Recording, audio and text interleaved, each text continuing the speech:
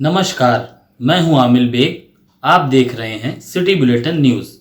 पेश हैं आज के प्रमुख समाचार। रामपथ की खूबसूरती को बढ़ाया जा रहा है। रामपथ ने जितनी तकलीफ जनता को दी है, अब बनने के बाद जनता को उतनी ही सुविधाएं मिलेगी।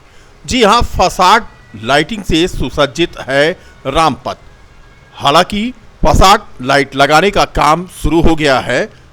जगह जगह पर अलग तरह की लाइट रामपथ पर लगाई जा रही है, जो रामपथ की खूबसूरती को चार चांद लगाएगा।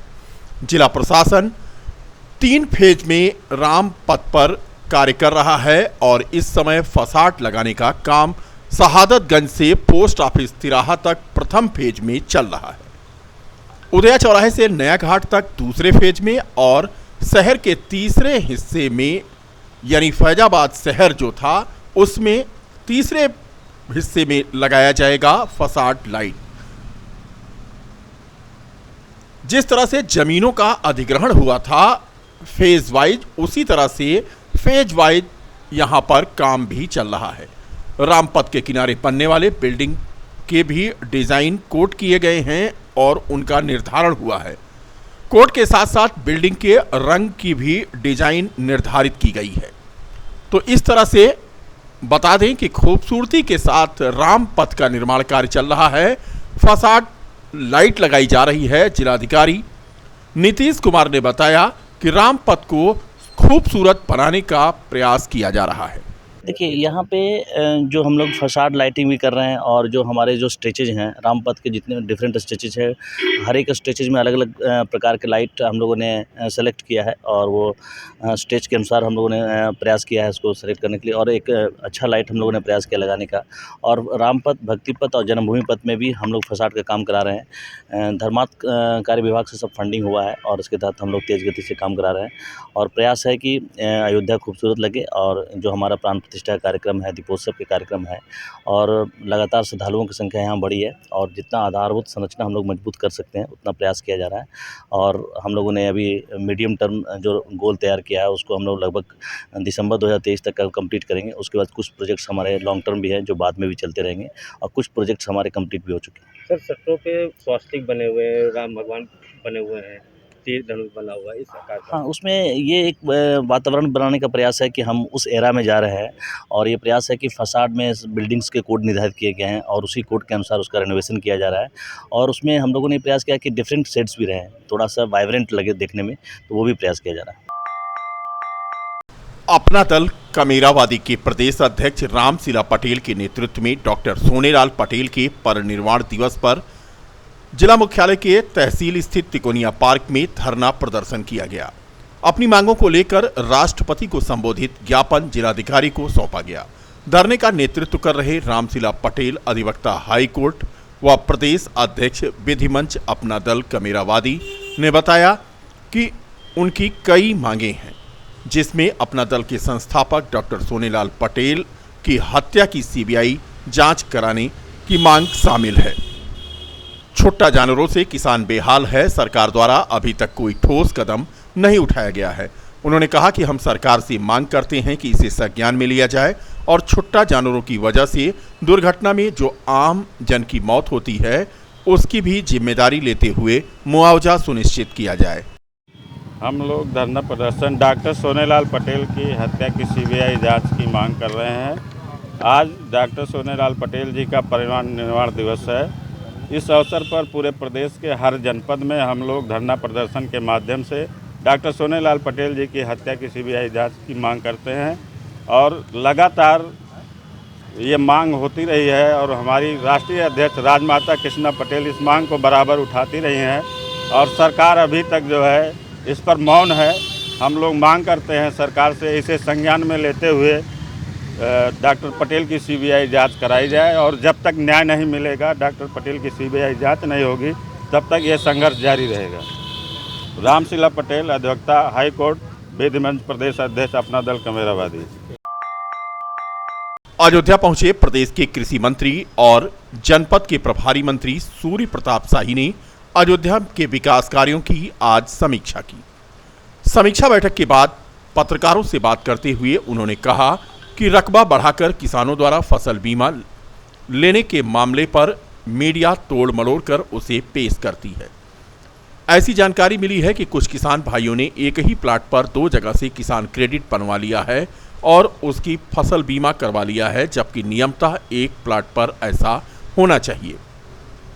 बता दें कि जनपद के प्रभारी मंत्री आज जिलाधिकारी के साथ अयोध्या के विकास कार्यों का स्थलीय सत्यापन भी कर रहे थे और उसकी समीक्षा भी कर रहे थे। उन्होंने पत्रकारों से बात करते हुए कहा कि अभी भी प्रदेश में 20 लाख से अधिक ऐसे किसान हैं जिनका ई-केवाईसी नहीं हुआ है। ई-केवाईसी ना होने के कारण उनका पीएम किसान सम्मान निधि जाना बंद हो गया है। कृषि विभाग की ओर से मिलेनियम फार्मर स्कूल गांव के भीतर पाठशाला का आयोजन किया जा रहा है। किसान वहां जाकर के आधार कार्ड लेकर के अपनी जमीन का वैलिडेशन कराएं। सपा नेता स्वामी प्रसाद मौर्य के सनातन धर्म के बयान पर उन्होंने कहा कि लोगों के द्वारा सुनियोजित प्रयास किया जा रहा है कि सनातन धर्म को चोट पहुंचाई जाए। समीक्षा बैठक समाप्त होने के बाद सूर्य प्रताप शाही ने कहा कि भगवान रामलला के प्राण प्रतिष्ठा के पहले कई योजनाएं अयोध्या में पूरी होती नजर आएंगी। विकास कार्य समयबद्ध ढंग से पूरे होंगे। कुछ अक्टूबर में तो कुछ नवंबर में तो कुछ दिसंबर और जनवरी में पूरा हो जाएगा। अयोध्या भव्य और नव्य रूप में दिखाई दिए, उन सभी योजनाओं की आज उन्होंने समीक्षा की है। धोखा बताया जिसको देखिए, इन लोगों के द्वारा सुनियोजित, कुछ लोग ऐसे हैं जिनके द्वारा सुनियोजित ये प्रयास किया जा रहा है कि सनातन धर्म को चोट पहुंचाई जाए। लेकिन सनातन धर्म शाश्वत धर्म है और अनादिकाल सनातन काल से ये चला रहा है। बहुत सारे लोगों ने साजिशें की, कोशिशें की। बाबर ने यहाँ पर आकर के और बाबर के लोगों ने भगवान श्री रामलला के मंदिर को ध्वस्त करने का प्रयास किया। लेकिन आज जो देश के स्वाधीनता के बाद जो राष्ट्रीय जागरण है उसके पश्चात आज वो फिर से जिले में मिशन शक्ति अभियान के अंतर्गत महिला बीट पुलिस दल और एंटी रोमियो टीम द्वारा क्षेत्र में भ्रमण करके महिलाओं बालिकाओं को जागरूक करके संदिग्धों को कड़ी चेतावनी दी जा रही है। जनपद अयोध्या के सभी थानों की महिला पुलिस दल और नारी सुरक्षा दल द्वारा मिशन शक्ति अभियान के तहत महिलाओं और बालिकाओं को स्वावलंबी बनाने, उनमें सुरक्षित परिवेश की अनुभूति कराने का काम किया जा रहा है। जिले में डेंगू और वायरल फीवर का प्रकोप बढ़ गया है। जिला अस्पताल में तमाम व्यवस्थाएं हैं, पर डेंगू के मरीजों की संख्या यहां पर लगातार बढ़ रही है और जिसकी वजह से अस्पताल खचाखच भरा है। लोगों को बरामदे में ही डालकर उनका इलाज किया जा रहा है। 16 मरीज डेंगू वार्ड में एडमिट हैं, जबकि और जो मरीज आ रहे हैं उनके लिए यहां पर व्यवस्था नहीं की गई थी। कोई अलग से वार्ड नहीं था, तो लिहाजा उनको बरामदे में ही स्थान देकर के उनका इलाज किया जा रहा है। ये भी बता दें कि डेंगू और वायरल फीवर का कहर अयोध्या जनपद में तेजी से पांव पसार रहा है। मरीजों की संख्या बढ़ती जा रही है। हालांकि सीएमओ ने पिछले दिनों दावा किया था कि डेंगू मरीजों का इलाज करने के लिए जिला अस्पताल सहित अन्य अस्पतालों में पर्याप्त सुविधा है, लेकिन तस्वीरें आप देख रहे हैं कि मरीज बड़ी संख्या में पहुंच रहे हैं जिला अस्पताल और डेंगू का इलाज कराने। नवरात्रि का आज तीसरा दिन था। शहर के प्रमुख देवी मंदिरों में भक्तों की भारी भीड़ उमड़ी। बता दें कि नाका मकबरा स्थित शीतला माता मंदिर में आज शाम की आरती में बड़ी संख्या में श्रद्धालु पहुंचे। श्रद्धालुओं की आस्था का केंद्र माता शीतला धाम, जहां पर है नीम का पेड़ जो सैकड़ों वर्ष पुराना है और अपने विराट रूप में यह नीम का पेड़ भी श्रद्धालुओं की आस्था का प्रतीक है। भक्त इस पेड़ की भी पूजा करते हैं। वर्ष 2006 में लोगों ने मंदिर का जीर्णोद्धार कराया था। बता दें कि करीब 400 से 500 साल पुराना ये माता शीतला का धाम है, जहां पर चेचक को लेकर के कहा जाता है कि यहाँ के पानी से चेचक ठीक हो जाती है।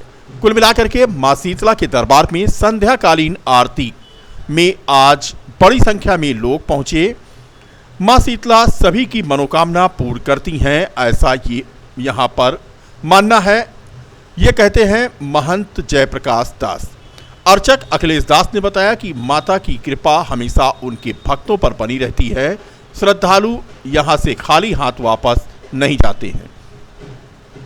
कुल मिलाकर के माता शीतला के दरबार में भक्तों की भीड़ उमड़ रही है। इस बार यहां पर पार्किंग की व्यवस्था किए जाने के बाद भक्तों को यहां पहुंचने पर काफी राहत मिल रही है। शीतला माता की जय। आज नवरात्र का तीसरा दिन है। माता चंद घंटा शीतला माता जी की रोज आरती पूजा होती है और भक्तगण आते हैं और यहाँ गाड़ी की पार्किंग की व्यवस्था है और यहाँ किसी दिन फल का, किसी दिन रामदाने का, रोज प्रसाद का वितरण होता है। आए हुए श्रद्धालुओं जी का सबको बैठने उठने की व्यवस्थाएं की। बीती देर शाम आए तेज चक्रवात की वजह से शहर की नाका हनुमानगढ़ी स्थित मां दुर्गा का पंडाल गिर गया। कई पंडाल झुक गए। गनीमत रही कि नाका स्थित मां दुर्गा के इस पंडाल के गिरने की वजह से कोई बड़ी घटना नहीं हुई। पुलिस प्रशासन मौके पर पहुंचा और नाका जाने वाले रास्ते को एक तरफ से बंद कर दिया गया। सैकड़ों की संख्या में क्षेत्रवासियों की मौजूदगी में यहां से पंडाल को जो सड़क पर आ गया था उसको हटाने का काम किया गया। दो हाइड्रा मशीन लगाई गई थी। सीओ सिटी शैलेंद्र सिंह और केंद्रीय दुर्गा पूजा रामलीला समन्वय समिति के अध्यक्ष मनोज जायसवाल यहां पर देर रात तक जुटे रहे, तब जाकर के यहां पर रास्ता क्लियर कराया जा सका। होने के कारण नाका हनुमानगढ़ी और बरम बाबा के सामने बना हुआ पंडाल और ITI के सामने बना हुआ पंडाल क्षतिग्रस्त हो गए हैं, जिसमें बरम बाबा पंडाल के सामने कुछ बच्चे लोग बैठे हुए थे, जिसमें 3-4 लोग इंजर्ड हो गए हैं, जिनको हॉस्पिटल के लिए भेजा गया है और इनके व्यवस्थापक को बुलाकर पंडाल को सुरक्षित कराया जा रहा है और यातायात को सामान किया जा रहा है। विवादित बयान देने के लिए मशहूर तपस्वी छावनी के जगत गुरु परमहंस आचार्य ने एक और बयान जारी कर दिया। उन्होंने समाजवादी पार्टी के नेता स्वामी प्रसाद मौर्य के खिलाफ ये बयान जारी किया है। उनको जिन्ना की नाजायज औलाद बताया और कहा कि जो स्वामी प्रसाद मौर्य को गोली मारेगा उसे 25 करोड़ का इनाम देंगे। जबकि इससे पहले हनुमानगढ़ी के राजू दास ने भी एक बयान जारी करके कहा कि स्वामी प्रसाद मौर्य लगातार सनातन के खिलाफ बोल रहे हैं। उन्होंने कहा कि स्वामी प्रसाद मौर्य पागल कुत्ता हो गए हैं और जब पागल कुत्ता हो जाए तो उसे गोली मार देना चाहिए। दोनों ही संतों ने क्या कुछ कहा है, सुनिए आप। अभी सपा नेता स्वामी प्रसाद मौर्य ने फिर से वीर सावरकर जी का अपमान किया है। स्वामी प्रसाद मौर्य ने कहा कि जिन्ना ने देश का बंटवारा नहीं किया, बल्कि जो है वीर सावरकर के कारण, हिंदू महासभा के कारण देश बटा है। वीर सावरकर जी का अपमान बर्दाश्त नहीं किया जाएगा। अयोध्या से मैं आचार्य पीठ श्री तपस्वी छावनी पीठाधीश्वर जगत गुरु परमहंस आचार्य आज मैं इनाम की घोषणा करता हूं कि हिंदू विरोधी, संविधान विरोधी, सनातन धर्म विरोधी जिन्ना की नाजायज औलाद स्वामी प्रसाद मौर्य को जो गोली मारेगा उसको मैं 25 करोड़ का इनाम दूंगा। 25 करोड़ का मैं उसको इनाम दूंगा जो स्वामी प्रसाद मौर्य को गोली मारेगा। लेकिन स्वामी प्रसाद मौर्य जिंदा नहीं बचना चाहिए। यह राक्षस है और जो मारने वाला होगा वो बहुत पुण्यात्मा होगा और मैं उसके घर 25 करोड़ रुपए पहुंचा दूंगा। जो भी कानूनी मदद होगी उसको भी मैं देखूंगा, लेकिन जिंदा नहीं बचना चाहिए। और जिस तरह से लगातार यह हिंदुओं के पीछे पड़ा हुआ है, जिस तरह से यह जो देश में अस्थिरता पैदा करना चाहता है, अब हद हो गई है। इसलिए जिन्ना की ये नाजायज औलाद है। जिस तरह से इसने बयान दिया है, यह जिन्ना की नाजायज औलाद है। जिन्ना का पुत्र है स्वामी प्रसाद मौर्य। यह हिंदुओं को कहा था कि हिंदू का मतलब नीच होता है, अधम होता है। इसलिए जो इसको गोली मारेगा उसको मैं 25 करोड़ की आज राशि घोषित करता हूं। श्री राम जन्मभूमि प्राण प्रतिष्ठा मंदिर को धोखा कहना, मुझको लगता है कि वह व्यक्ति शुद्ध रूप से पागल हो चुका है और अविलंब स्वामी प्रसाद मौर्य को पागल खाने में भर्ती कर देना चाहिए। क्योंकि जब कुत्ता पागल हो जाता है तो उसको गोली मार देना चाहिए या तो फिर उसको कांजी हाउस में बंद कर देना चाहिए। दुखद है, निंदनीय है। मुझको लगता है गलती से जो व्यक्ति सनातन में जन्म ले लिया हो, और उसको तो इस्लाम में जन्म होना चाहिए, एक बार नहीं अनेक बार सनातन संस्कृति के बारे में, हिंदू देवी देवताओं के बारे में, संत महात्माओं के बारे में, साधु जनों के बारे में अभद्र टिप्पणी करने वाला समाजवादी पार्टी के नेता अखिलेश जी के प्रसाह पे मैं ही कहूँगा कि स्वामी प्रसाद मौर्य जिस प्रकार से लगातार सनातन को नीची बताते हैं, मुझको लगता है माननीय अखिलेश यादव जी को इस पर संज्ञान लेना चाहिए और समाजवादी पार्टी के नेता स्वामी प्रसाद मौर्य को सख्त से सख्त इस विषय पर सजा मिलनी चाहिए, क्योंकि यह व्यक्ति रोज जहर घोलता है, एक दिन की बात नहीं है, रोज सनातन को गाली देता है। तो इस पे सख्त से सख्त कार्रवाई होनी चाहिए।